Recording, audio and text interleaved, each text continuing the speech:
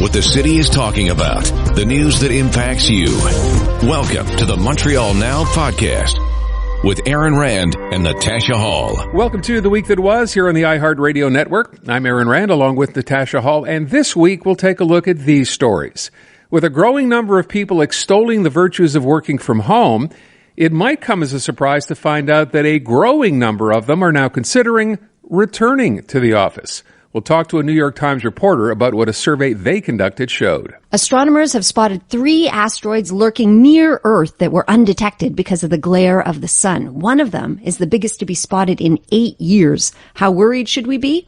We found out. And we also learned about a clean energy project that is a first in Quebec, a first in Canada, and it will drastically change life in the North for the better. But we begin with former Prime Minister Brian Mulroney, spearheading a drive to have more world leaders in the future come from Quebec by spearheading a campaign to raise $80 million for the creation of a program at Canada's oldest university, the University of Laval, to create a program to foster that initiative. We began by asking how things have changed over the years that make the need for a program like this so necessary. So the University of Laval launching an $80 million fundraising initiative. This happened in the middle of last week for something called the Carrefour International Brian Mulroney. Yes, that Brian Mulroney. With the former Prime Minister taking on a central role in this push. And the idea here is to increase Quebec's footprint on the world stage. Noble endeavor. We have the former Prime Minister on the line right now. Mr. Mulroney, thank you for being here. Happy to be with you, Aaron. So I want to ask, first of all, when I read that you will take a central role in this campaign, I assume you're going to help, obviously, with the fundraising. But beyond that, what will you be doing here? Well, the object of the exercise now is to get the funds in. It's an $80 million project. We already have about 40 or 50 million raised.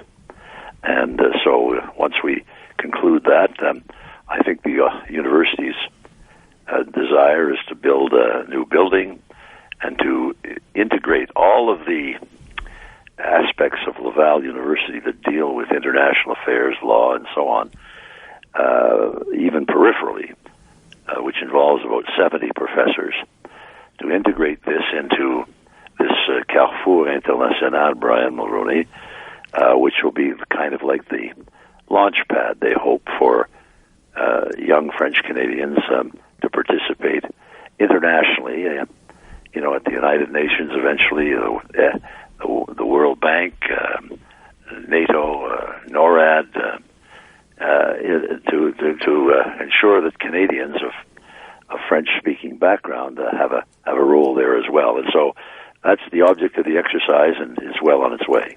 So my first question would be, what has changed now that we need to go ahead and look at something like this as opposed to what we've been doing up until now to try to create those leaders? Well, the paucity of leaders, if you look around the world at the international institutions, there have been very few Canadians playing key roles in these areas, and fewer still French Canadians. And so the object, the question is, well, why not a guy from Quebec City as Secretary General of the United Nations, or why not a young woman from Montreal as Secretary General of NATO? We haven't been in the running because in many ways our people haven't been trained for these kinds of international objectives, as opposed to the French and the British, for example, who line up candidates decades ahead, to make sure that they're in position to be selected. How interesting. And I will say, Mr. Mulroney, that this initiative, I love this initiative. I love the idea of it. It did immediately give me the impression that perhaps Quebec is lagging behind. And yet I was thinking, we do pretty well on the world stage. Look at our prime ministers like you, Chrétien, the Trudeaus. So where are we failing? Because clearly we're succeeding in some areas. Well, yeah. Well, you're right. For example, at Laval, and, Laval produced 3 Canadian prime ministers, 8 Quebec premiers, and it sits on, in Sillery there, or in Quebec, with a campus with 47,000 students and 350,000 alumni. I mean, it's the oldest university in Canada, 350 years old, and it's played a key role. You won't find a better prime minister in Canadian history than Louis St. Laurent, and he was the first of three from Laval. So there's a natural desire there to participate, and the feeling was that if you look around the United Nations, for example, or the World Bank, or NATO, or any of the important international organizations, you're gonna search for a long time before you find either a Canadian or a French Canadian. Very, very long time, and it's and I think this is the main thing, of course, that the university is seeking to try and correct. And what about your role in this? What would you like to impart to future leaders? Well, they've chosen to name this after me, and so I've contributed, of course, to the financial aspect of it, and we're going to raise the money necessary. But when it's done, I'd like to go down and on a fairly regular basis and lecture to meet the students and talk to them about my own experiences. You know, the focus is on international, and so we were involved. I was one of the first there with François Mitterrand for the creation of le Sommet de la Francophonie. I did the Canada-United States Acid Rain Treaty. We did the liberation of Mandela and the destruction of apartheid in South Africa. We did the free trade agreement, NATO, NAFTA, and so I've had a lot of. I always had a lot of interest in and some experience in the area, and so I'll go down and talk to them, meet with them and the students, and deliver a lecture or two, or take their questions and spend some time with them to encourage them, all young Quebecers, because Laval is open, of course, and very strongly represented as well by young English-speaking Canadians from Montreal and elsewhere who go to Laval. So it's an occasion for them as well to grow and things were quoted last week as saying, and I found this so interesting, talk about an age of globalization that we're living in. You said when you were going to school, you got your Bachelor of Arts degree, and then, of course, you'd go on and get a law degree, and then, boom, you were done, and you said you took pot luck as to what was going to happen next. That's right. That's exactly right. Whereas now, of course, the demands are infinitely greater, and what students like me in those days really require now is, instruction in international affairs, in international law, in diplomacy, in international commercial negotiations, and so on. All of the things that were unavailable to kids of my generation, I think it could be helpful to them. Yeah, we really, all of us in those days, be we from McGill or Laval or the University of Montreal, we all took pot luck when we graduated. A lot of us were surprised to find out where we wound up. Yeah, not bad for a prime minister, Worked out okay, yeah. Well, believe me, there was no plan for that, Aaron. There was some hard work, but a lot of luck in there too. Oh, I'm sure, but I wonder today as I read about a program, and obviously people should know, and you just said it, so thank you for saying that. People say, well, why just Francophones? But as you mentioned, the University of Laval, obviously there are plenty of Anglophones going to school there as well. But I wanted to ask you, with respect to what's offered now, whether it's there or anywhere else in the education system here, are we failing to take into account globalization and teaching the same old thing just to a new generation, do you think? Well, that's one of the things we hope to correct with this institute, is precisely to get with the program of 2022. It's a new world out there. I mean, even in the kind of brief time from my time in office, the world has changed completely. Mm-hmm. The realities have changed. The procedures have changed. For example, Aaron, some small things. When I was there, and I wasn't there with Sir John A. Macdonald. I mean, I was there, 25. Thank you for pointing that out. Okay. Yeah, I had to, but we didn't. There was no internet. Mm-hmm. There were no cell phones. Yeah. There was no social media. So all of these transformational vehicles and instruments have impacted public policy in the manner in which it's devised and articulated and disseminated. And it's all brand new. And as I say, this is an opportunity for young Canadians of all linguistic backgrounds. You know, when I was there, just in my class, Aaron, you know, there was Israel Mass, Mike Kastner, wow. Peter White, Michael Meehan, Brian Buchanan, Peter Kilburn, and so on, Brian Mulroney, and so on. So just in that was a long time ago. That was 1960, and so that trend has accelerated. And so there are many English-speaking Canadians there, young Canadians there as well. And but it's an opportunity for young Quebecers in particular learn the trade, which is brand new, the trade of 2022, and to advance their ideas and their interests, their ambitions, and the best interests of Canada, and of course of Quebec. So I think it's a great opportunity for young people, and I look forward to it. I'm honored to be part of this, and I look forward to its conclusion. Mr. Mulroney, would you say, from your perspective, would you say that the way things are now with the tech and social media, does that facilitate things? Is it easier to succeed now or harder to succeed now? Well, you know, I don't know, because I'm kind of ignorant about social media myself. Maybe that's a good thing. But I do know, what I do know is this: it was tough enough getting blasted by the newspapers every morning before while you were having your cornflakes than to deal with 100,000 tweets or whatever is called now, sure, yeah. or attacks on you. I think it's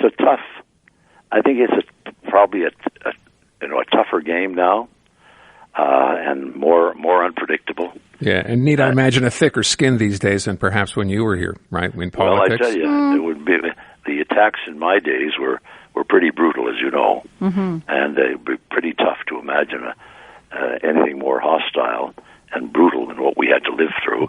But you know, that's the price you pay for public service, and the price today is probably, yeah, you're right, Aaron. It's probably more different, but it's probably more challenging for those there to have to deal with this social media, which seems to come at you 24 hours a day, with every rumor, untruth, half-truth, and some truth. You know, it's pretty hard for the people who's on the guy or the girl who's on the receiving end of this to say, well, okay, now let me get up and do a day's work, you know.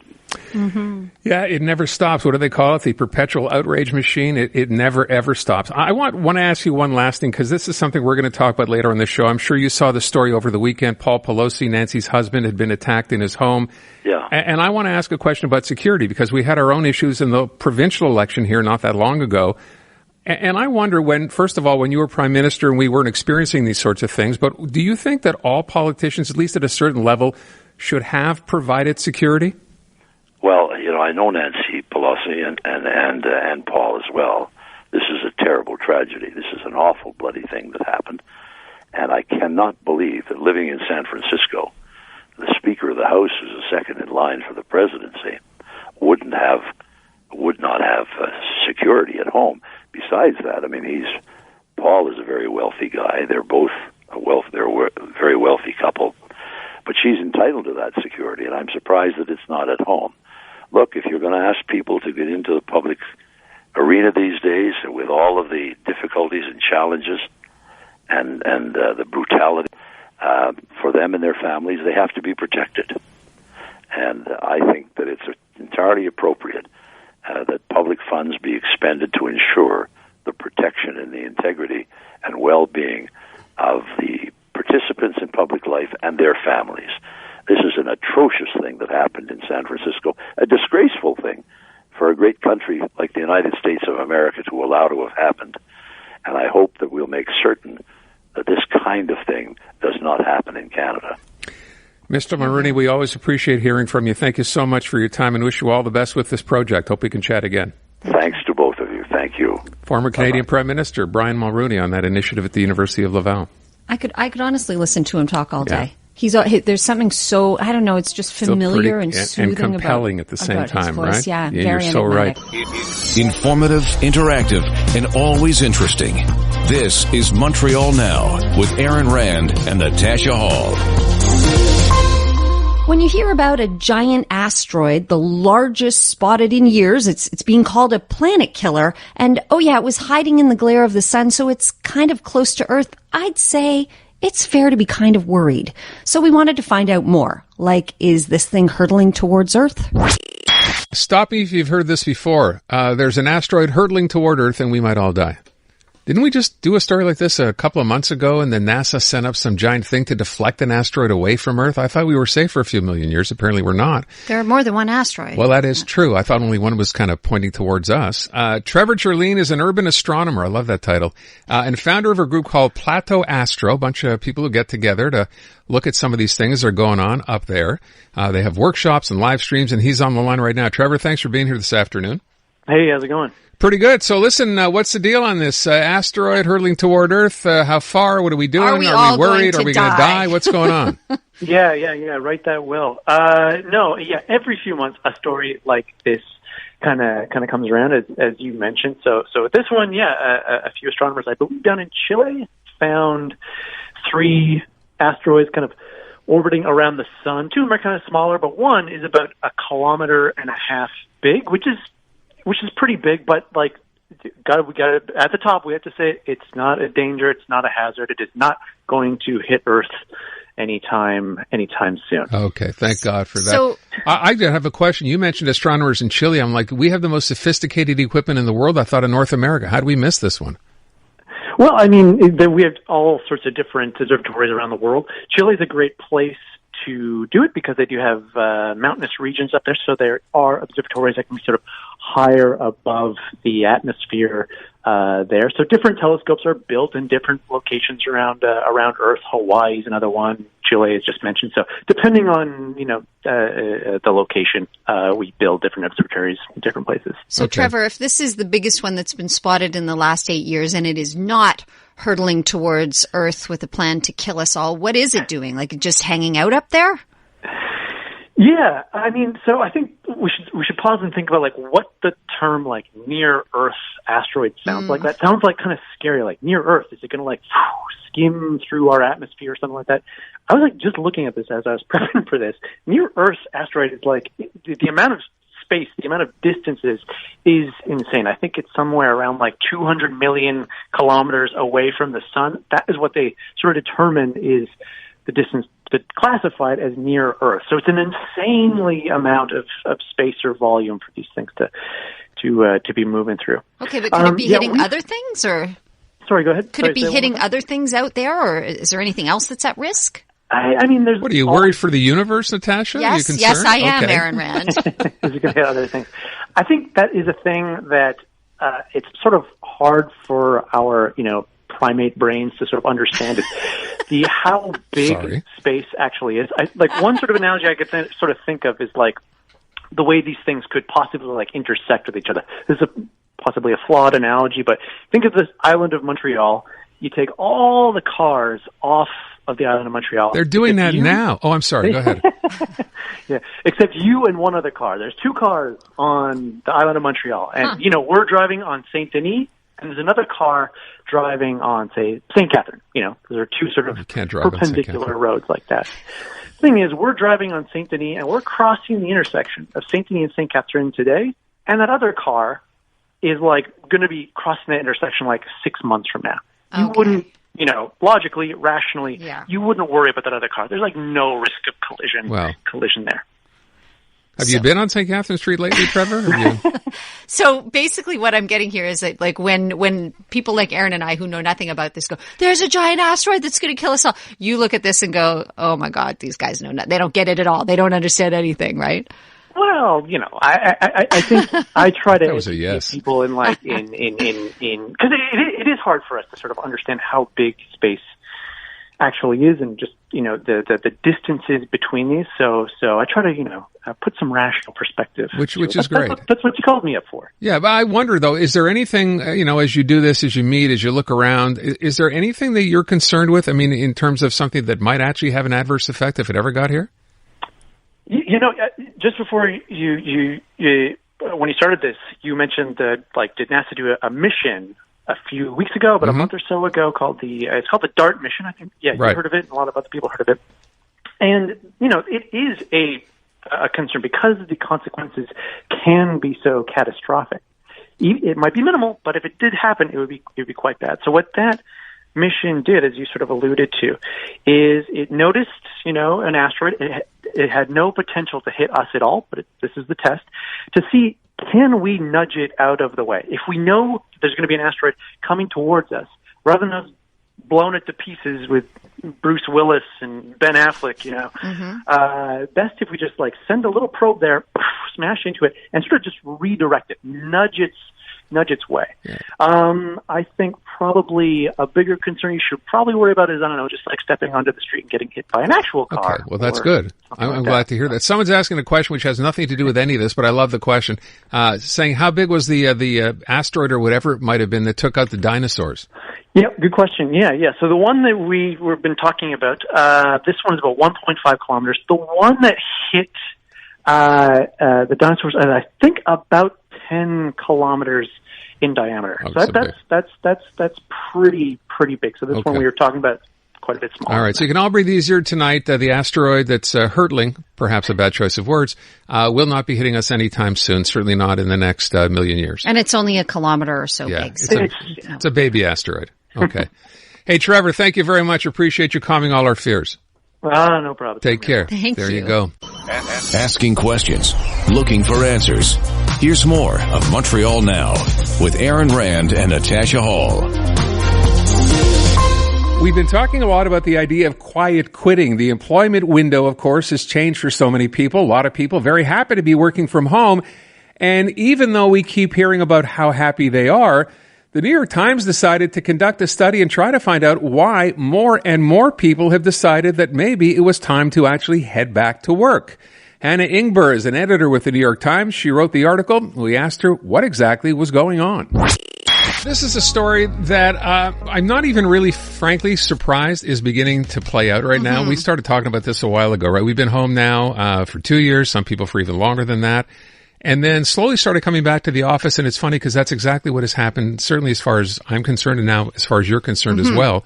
And the first thing you begin to notice is the office you left is not the same as the office you come back to. No, it's very different. Which makes you wonder, okay, but we have to adapt to change. It's not surprising it's happened. But what is surprising, I think to some degree anyway, is this next story from the New York Times. Hannah Ingber is an editor with the Times who helped write the article here, wrote this article. And this is interesting because it's actually conducted from questions that were asked of people who are deciding they do want to go back to the office. So Hannah, thanks for being here this afternoon. Let me begin by asking you, is there a single key that makes people say, yes, I do want to go back? And if there is, what is that key? What is that one ingredient that makes them want to go back to work? Hi, yes. Thanks so much for having me. I thought what was most interesting was that we heard from people all across the U.S., we heard from people internationally, and everyone was sort of struggling with this transition in different ways, whether or not it was childcare issues, or they got a dog during the pandemic and wanted to be home with the dog, or they got used to being able to go for a run and wanted to do that. But what was most interesting was that the people who were okay with being back really saw the value in being back in the office. They sort of had bought into it, and they saw for themselves that they were better able to learn, better able to move up in their careers. They were better able to interact with their manager, better able to collaborate and brainstorm. They saw that it made sense to be in the office. Maybe not every day. They still wanted flexibility. They wanted to be able to still have time to go for that run in the morning, or have Fridays off, that sort of, not off, but have Fridays working from home. So they wanted the flexibility. But if they saw that it made sense for them to be back, they were okay with it. They were actually even excited about it. And it was the people who really didn't see the value. Like, they saw it as, my job is, I was able to do my job well when I was home, and I can still do it just as well from home. It really doesn't make any sense for me to come back. We heard from people who their coworkers weren't even in the office, or they were all on headphones. And those people expressed a lot of resentment at being back in the office because they just didn't make sense for them. It sounds to me like a lot of people would kind of like to have the best of both worlds. So the flexibility that you spoke of, Hannah, so that, you when you need that human contact and that interaction, or you feel like you need feedback or to read people's body language, as you wrote in your article, you go in, but they don't want to have to go in every day. Does it kind of boil down to that? Like, don't make me do this every single day. Yes. So, and certainly when it doesn't make sense to, because when there's work that you're better able to do sitting in private or sitting in your quiet bedroom or office at home, it doesn't make any sense to be surrounded by people. But when you have work that it makes sense to, maybe it's group work, maybe it's a meeting with your manager, then it makes sense to be together. I talked about what it was like to come back here and basically into a completely different workspace because, A, there are fewer people here and they're more spread out perhaps than they were before. That's something you just mentioned now. Is that's a minus for people who go back and then decide, what am I really coming back for? That same office that I left then is not the same office now? Well, I wouldn't say it's a minus.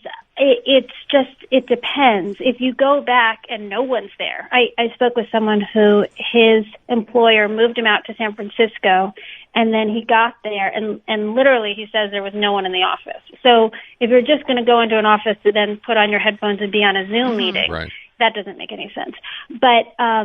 But other people talked about how the office had changed and it actually worked better for them, that they no longer had to get in at a certain time of day. They no longer had to stay late. They could work from home in the morning, go into the office, and then work from home in the evening.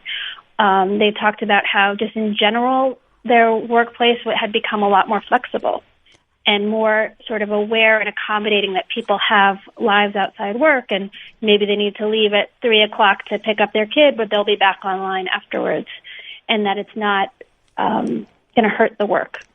I wonder, as you describe this, though, and I keep coming back to this, if the idea of normal, whatever that happens to be, is ever what it was then, or is this basically the new kind of normal where, you're going in a few days a week and not going in, and everyone's adapted to it, including employers? Yeah, I don't think we know yet, right? Mm-hmm. I think it's evolving, and we're in this moment, and it may continue to evolve. When I spoke with a couple academics who research work and workplace happiness and respect at work, and they talked a lot about how what's really important for managers and employers is to be asking their workers how it's going, because nobody has the answers, and it's all evolving, and we have to sort of take it step by step.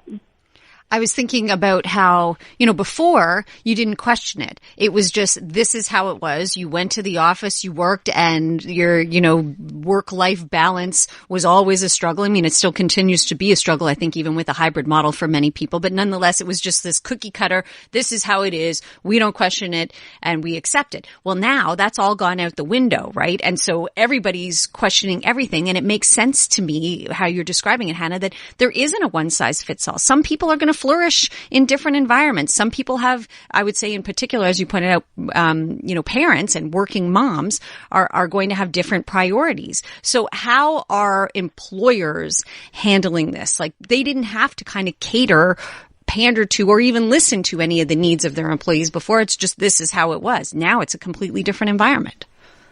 Yes, totally. We heard a lot of people say that being home for so long enabled them to sort of see that you could live life differently. We weren't just home for 2 weeks and then we all went back. No, we were home for years. And so we saw that life could be different. And so I think you're absolutely right that it's hard to undo that.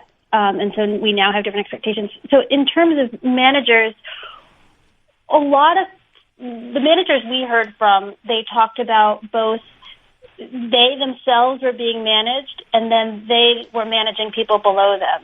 So they talked about, when they were given flexibility by their boss, wanting to then be able to pass on that flexibility to those who reported to them. We also, I don't know how widespread this is, but we did hear from a number of people who said that my direct supervisor is very empathetic and is listening to my needs.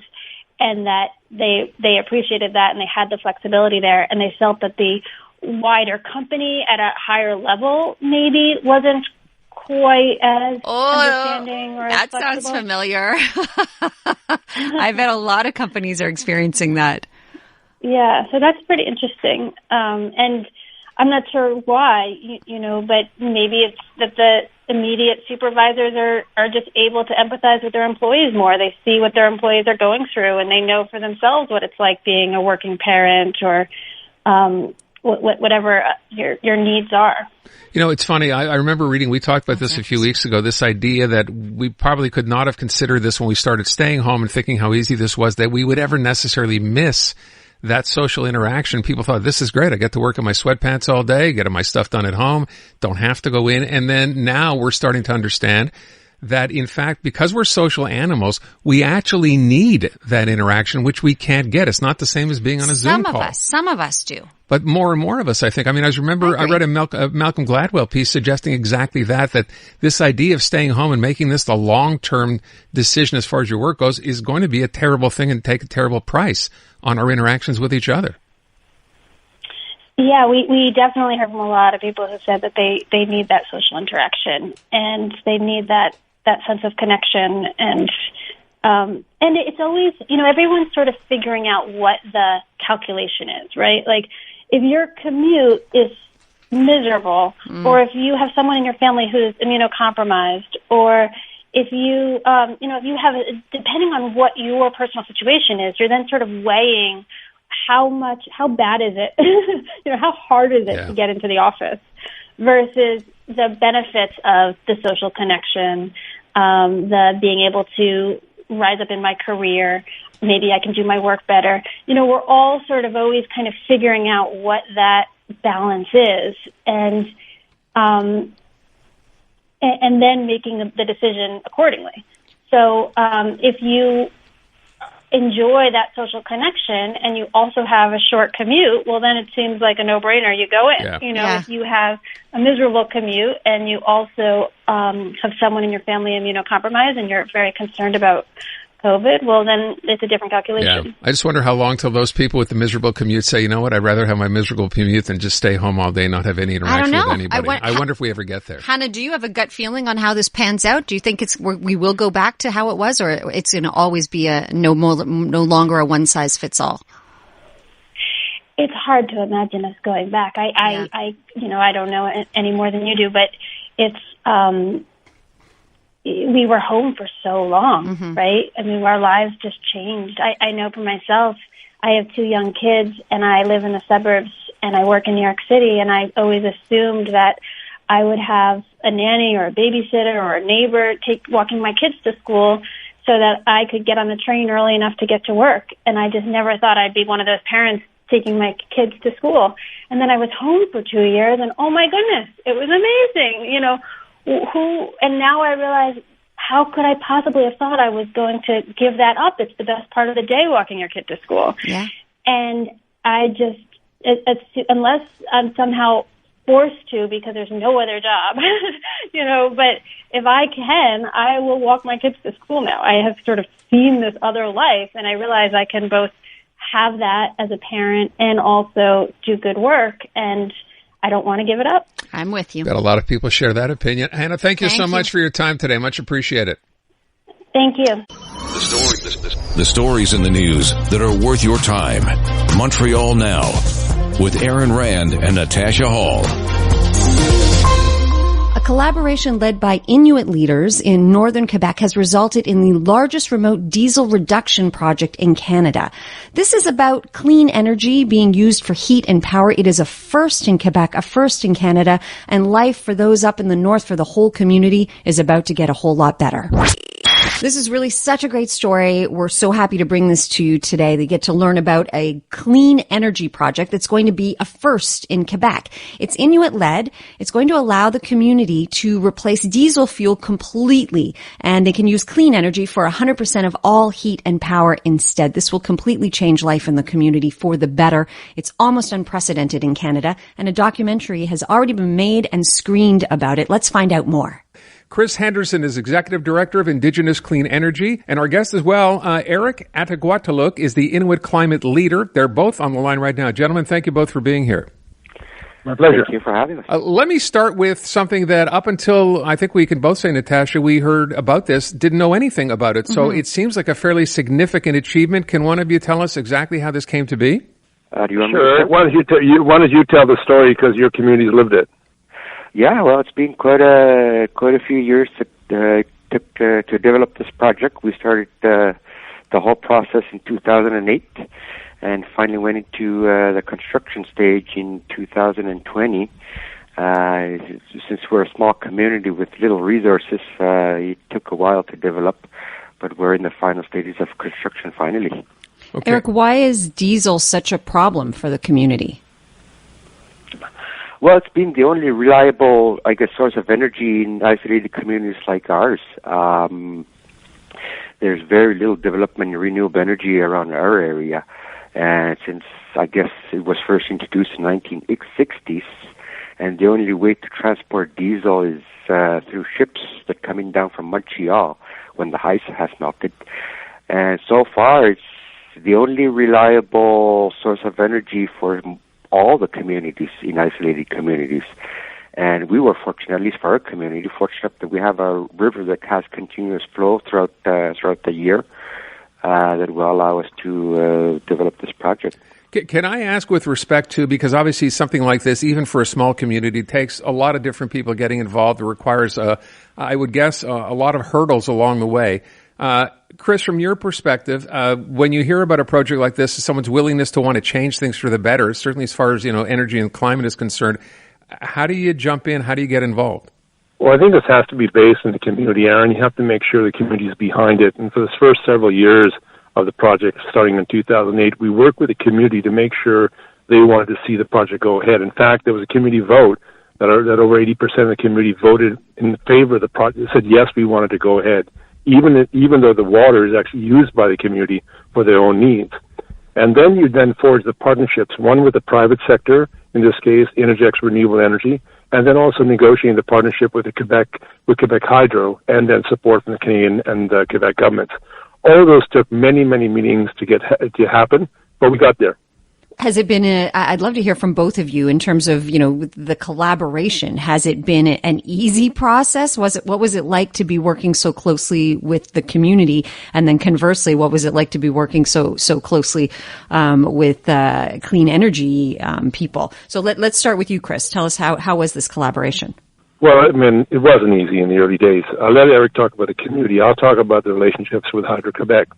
Eric and myself, the other team members, probably took 30, 40, 50 trips to Montreal and Quebec City, meeting with Hydro-Quebec to see if we could go. And for many years they said, no, we don't think this project would work. 3 or 4 years ago, with the support of Intergex Renewable Energy, and we had to find that partnership, which is a very effective one, finally we convinced Hydro-Quebec this does make sense, and now they're totally on board. But it took us almost a dozen years of going back and forth to show them that we knew the resource was there, we knew the ability to develop a project in the north was there, and finally they came around to it. And Eric, you can talk about how the community came on board. Eric, I'm curious too, specifically about, I'm sure there was a lot of hesitation on the part of the community. You've had a bad experience with diesel and it being dirty, and I'm sure there was a huge concern in the community how this would affect your day-to-day lives. Definitely. We still depend on the river a lot, not just for our community water source. We still do a lot of fishing on this river where we're developing this project. And there was some convincing to do. We did a lot of community presentations throughout the whole feasibility stage. We wanted to educate our community at the same time how run-of-the-river projects can be developed without or by minimizing environmental impact. And I think that was our strong point, where we did as much as presentations as possible to our community members, which led to a very strong support from our community members. Can I ask, Eric, how hard was that to do? It's one thing to realize that things need to change, but, you're not getting support provincially at the beginning anyway. Did people who you talked to within your community understand the need for change and why it was so important? Well, first of all, climate change is very obvious in our communities. We're seeing the impacts of climate change every day now. Certainly, weather patterns are changing. Spring is arriving earlier. We should have snow by now. We still don't have snow as of November. We used to do trick-or-treating when I was a child by snowmobile, and we can't even do that anymore. And it was very obvious that we need to change how we produce energy, and getting away from diesel was definitely a smart option for our community. Yeah, can I just ask one other question? With respect that this has been as big a success as it has, and so many different people have collaborated, is the idea here, either one of you, that other communities now look at this as an example and think we can do the same thing, perhaps? Yeah, I've been working in remote communities across Canada with Indigenous people to get off diesel and into clean energy. And the good news is there are about 4 or 5 dozen communities doing that across the country. Inuit-led is the most prominent, though, because it's the largest community that's doing this in terms of getting 100% or almost 100% of diesel use for both power and heating. And in that regard, it's going to be a model. And I know the people of Inuit-led are willing to share their experiences throughout Nunavik and Quebec Arctic and the whole of the Canadian Arctic. So there are other communities that are moving forward. Inuit-led is really taking it forward in a very deep way, in a very substantive way. And I think that's what's going to stand out. And a documentary has been made to follow this whole process. I think I'd love to hear from each of you. We'll begin with you, Eric. What's it like to see this finally come to fruition, to see it really happening? It's definitely exciting. I mean, it took years, not less than 10 years to develop this project. Now that we're at the final stage of the construction, which is in a matter of months, that we'll be completing the construction stage now into commissioning, hoping in spring of next year, is definitely getting very exciting for our community and us. And Chris, for you? This is going to change Inuit-led, it's going to change Quebec, it's going to change Canada. Because for the community, not only is it getting on clean energy away from diesel, combating climate change, it also is a significant revenue earner. Funds that will be used to support the community's social needs, economic development. And this is what the clean energy revolution is really about. It's really getting abundant change that checks off a number of boxes of benefit. Benefit for climate, benefit for economics, benefit for social communities. And that's the story that's being told. Yeah, which is wonderful news, obviously, for anybody listening. I'm just wondering, though, Chris, in your case, when you talk about years and years of trying to get something done with a provincial, authority like Hydro-Quebec, and finally they go ahead, does that make you more optimistic that it'll be easier to get this to happen continually across the country? Well, I think organizations like Hydro-Quebec have also learned a lot. They realize this can be done and led by Indigenous communities, by Inuit communities, by First Nations. And I think they can do other projects like this. I know elsewhere in the Quebec Arctic, more projects are being pursued as a result. I think if we deal with climate change and clean energy, you have to be optimistic, because that gives you the energy to make change. Erica, I understand that the documentary, now that it's completed, was screened for the first time at a local high school there. What was the reaction to it? It was surprising. We don't get to show any local people being involved in large projects like this. I mean, this is a huge project for our community, although it's only a 7.5 megawatt project. But that it was started by local people, we were hoping that it would inspire the students and get more involved in local affairs. It was very inspirational for our students. Where will people be able to watch the documentary? Yeah, the documentaries, I would note that, one, the documentary was on the C2V platform where anyone can watch it. It'll also be on other platforms through Concordia University. Okay. And I would note that we're also going to put it on Indigenous Clean Energy. And really exciting is that I'm about to get on a plane this evening to go to the major global climate change meetings in Egypt called the Conference of the Parties. And we're going to be screening this video to a global audience. So it's had its launch yesterday in Inuit-led, and then it's going to have a global launch later next week in Sharm el-Sheikh in Egypt, so that global audience will see what an Inuit community can do with leadership for clean energy. Wow, isn't that great? Wow. It's a wonderful story, and congratulations to both of you and to the communities involved for actually getting this done. And as I said earlier on, let's hope that other communities are able to follow your lead and do the same. It's a wonderful, wonderful story. Thank you both for being with us. Thank you for having us, and thank you for the interest on our project. That wraps up this edition of The Week That Was here on the iHeartRadio Network. I'm Aaron Rand, along with Natasha Hall, and we will see you next week. Have a wonderful week.